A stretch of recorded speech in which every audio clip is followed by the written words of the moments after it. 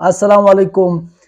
نن سوال دا ده چې کله چې هم یو قیدي ته سزا ورکړل سي 15 کاله 7 کاله 10 کاله دی ته را ټیم له مخه راووځي، نو د ما او د تا او د خلکو د عوام په ذهن کې دا دی چې دا شپه او ورځ دواړه جلا جلا حسابل کیږي. داسې نه ده 24 غنټې هغه 24 غنټې دي، خو صرف هغه کوم چې د ده قید کم سي او هغه وختي را خلاص سي، هغه وجه دا ده کله وزیر اعظم ولاړ سي جیل ته وزټ وکوي، دوره وکوي، یو شپږ میاشتې ورمعاف کړي، کله د اختر والي ورمعاف کړي، کله د جمعې ورځې ورمعاف کړي، کله په روزه راسي روزې والي ورمعاف کړي، کله دی ښه داسې کار وکوي یهاں تک یو لړم مړ کړي هم مار مړ کړي هم په جیل کې د هغه معافي ورته کېږي، یو څو ورځې ورمعاف کړي.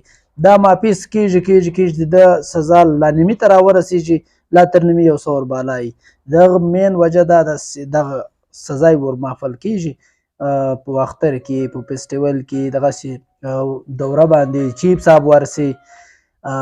داسې قطعا نه ده 24 غنټې ورځ جلا حسابل کېږي او شپه جلا حسابل کېږي. الله حافظ.